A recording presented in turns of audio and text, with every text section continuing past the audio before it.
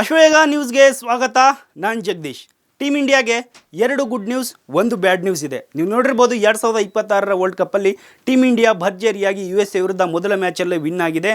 ಆದರೆ ಈಗ ಒಂದು ಬ್ಯಾಡ್ ನ್ಯೂಸ್ ಇದೆ, 2 ಗುಡ್ ನ್ಯೂಸ್ ಇದೆ. ಏನಂತಂದರೆ, ಒಂದು ಬ್ಯಾಡ್ ನ್ಯೂಸ್ ಏನಂತಂದರೆ ಅಭಿಷೇಕ್ ಶರ್ಮಾ ಈಗ ನೆಕ್ಸ್ಟ್ ಮ್ಯಾಚಲ್ಲಿ ಆಡಲ್ಲ, ಹಾಗಾಗಿ ಅದು ಒಂದು ಬ್ಯಾಡ್ ನ್ಯೂಸ್.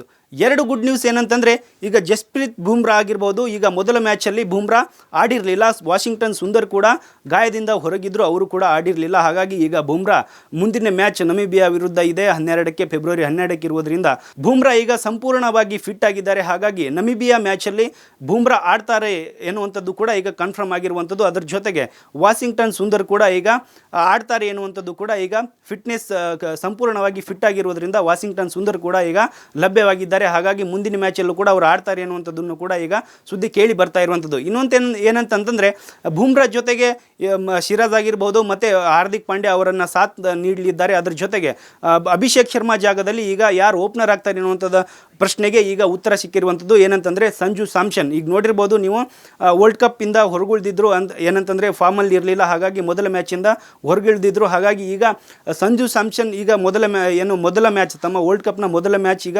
2026 ವರ್ಲ್ಡ್ ಕಪ್ಪಲ್ಲಿ ಮೊದಲ ಮ್ಯಾಚ್ ಆಡಲಿದ್ದಾರೆ ಎನ್ನುವಂಥದ್ದು ಕೂಡ ಈಗ ಕನ್ಫರ್ಮ್ ಆಗಿರುವಂಥದ್ದು. ಹಾಗಾಗಿ ಈಗ 2 ಗುಡ್ ನ್ಯೂಸ್, ಬುಮ್ರಾ ಮತ್ತು ವಾಷಿಂಗ್ಟನ್ ಸುಂದರ್ ಮತ್ತೆ ಕಣಕ್ಕೆ ಇಳ್ತಾ ಇರೋದು. ಮತ್ತು ಒಂದು ಬ್ಯಾಡ್ ನ್ಯೂಸ್ ಏನಂತಂದರೆ, ಈಗ ಅಭಿಷೇಕ್ ಶರ್ಮಾ ಅವರು ನೆಕ್ಸ್ಟ್ ಮ್ಯಾಚಲ್ಲಿ ಮ್ಯಾಚ್ ಆಡ್ತಿಲ್ಲ. ಹಾಗಾಗಿ ಈಗ ಪಾಕಿಸ್ತಾನ ಜೊತೆಗೆ ಅಭಿಷೇಕ್ ಶರ್ಮಾ ಅವರು ಆಡ್ಬೋದು ಎನ್ನುವಂಥದ್ದು ಕೂಡ ಈಗ ಕೇಳಿ ಬರ್ತಾ ಇದೆ. ಹಾಗಾಗಿ ಅಷ್ಟರ ಮಟ್ಟಿಗೆ ಈಗ ಒಂದು ಸುದ್ದಿ ಇರುವಂಥದ್ದು. ಅಂದರೆ ಪಾಕಿಸ್ತಾನ ಮ್ಯಾಚ್ ನಡೆಯುವಾಗ ಅಲ್ಲಿ ತನಕ ಅಭಿಷೇಕ್ ಶರ್ಮಾ ಅವರು ಫಿಟ್ ಆಗ್ತಾರೆ ಎನ್ನುವಂಥದ್ದು ಕೂಡ ಈಗ ಮಾಹಿತಿ ಸಿಗ್ತಾ ಇರುವಂಥದ್ದು.